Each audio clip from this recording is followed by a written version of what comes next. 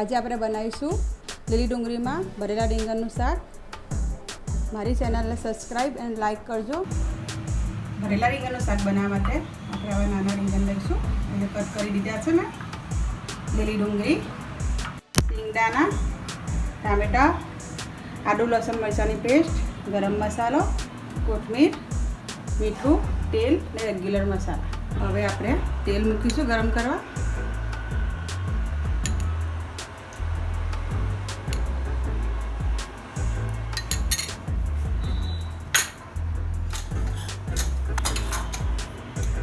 હિંગ, તજ, 2 લવંગ, 2 દાણા મેથી નાખવાની, જીરું।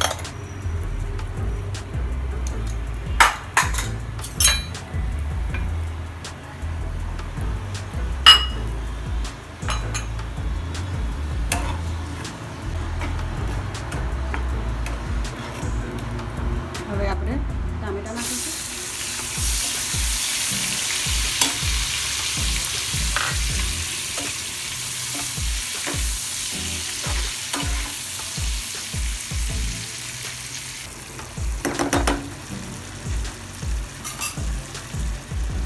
હવે આપણા ટામેટા થઈ ગયા છે। હવે આપણે ડુંગળી નાખીશું।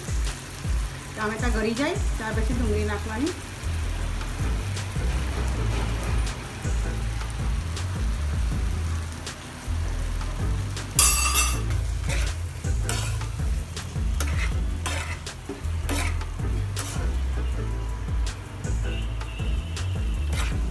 આપણી ડુંગળી હવે થાય ત્યાં સુધી આપણે રીંગણ ભરી દઈશું।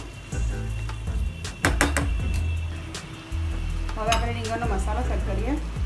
આ સિંગદાણા તલનો ભૂક્કો છે, આદુ મરચાં લસણની પેસ્ટ છે, એમાં એક લાલ મરચું જે આપણે ગ્રીન મરચાંની અંદરનું મરચું હોય ને એ જ નાખવાનું છે,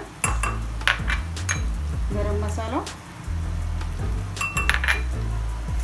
ઘરના રેગ્યુલર મસાલા, ધાણા જીરું, હળદર, લાલ મરચું, કાશ્મીરી મરચું પણ નાખી શકો। સ્વાદ અનુસાર મીઠું નાખીશું। મસાલામાં પણ થોડું મીઠું હતું એટલે રીંગણના ભરવા માટેનું થોડું બીજું સેજ સ્લાઈડ નાખી દેવાનું। એક સાઈડ પર આપણે ડુંગળીને હલાવતા રહીશું કે બળી ના જાય।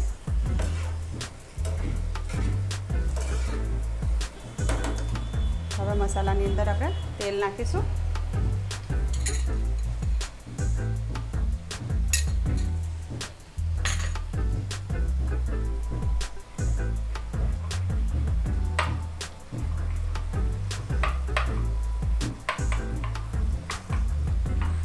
રીંગણ ભરી લઈશું।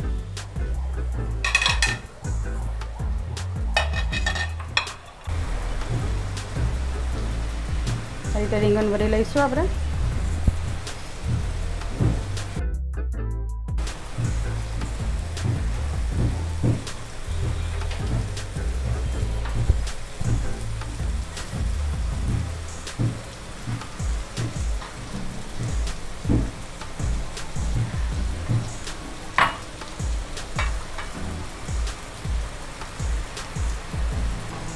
આપણા રીંગણ ભરાઈ ગયા છે।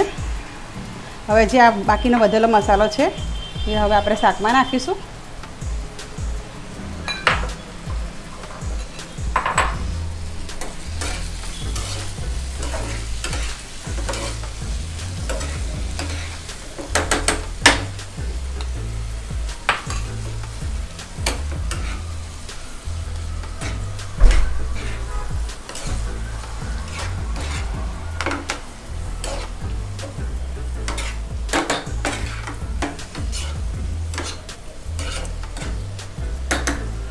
હવે આપણે થોડું પાણી નાખીશું ને રીંગણ આપણે અંદર મૂકી દઈશું શાકમાં।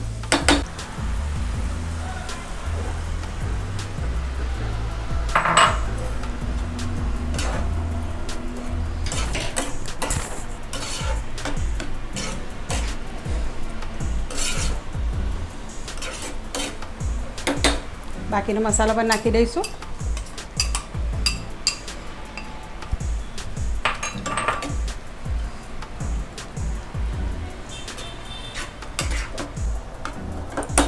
બધું મિક્સ થઈ ગયું છે. હવે આપણે રીંગણ મૂકી દઈશું.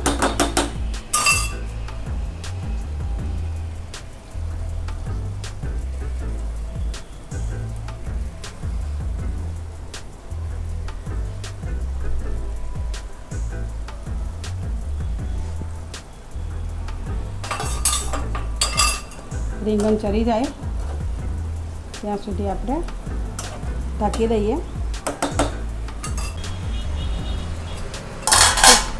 હવે થોડી વાર ઢાંક્યા પછી આપણે એને હલાવી લેવાનું. આ પાણી બળી જાય એટલે આપણું શાક થઈ ગયું હશે. જોઈ લેવાનું રીંગણને થઈ ગયા હશે ત્યાં સુધીમાં. તો પછી આપણે એને સર્વ કરી લઈશું.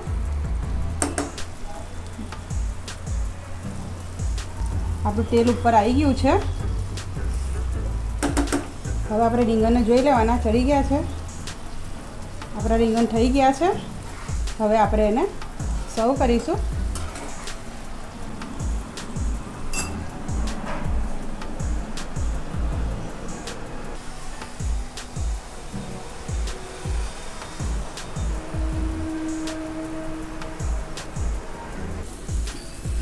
શાક તમે જોઈ શકો છો અને મસાલો આ રીતનો હશે. તેલ પણ છૂટી ગયું છે આપણું. બધું એક રસ થઈ ગયું છે. એક વાતનું ખાસ ધ્યાન રાખવાનું, જ્યાં સુધી ટામેટાં ના થાય ત્યાં સુધી લીલી ડુંગળી નથી નાખવાની. લીલી ડુંગળી નાખ્યા પછી પણ તેલ આવી જાય ત્યાર પછી જ આપણે ભરેલા રીંગણ અંદર આપણે નાખીશું. અને પછી આપણે પાણી 1 ગ્લાસ જેટલું પાણી મૂકી અને ઢાંકીશું. કદાચ રીંગણ થોડા ચડ્યા ના હોય તો ફરી થોડું પાણી નાખીને ફરી ઢાંકી અને બનાવી લેવાના. આ રીતે આપણા રીંગણ તૈયાર થઈ જશે.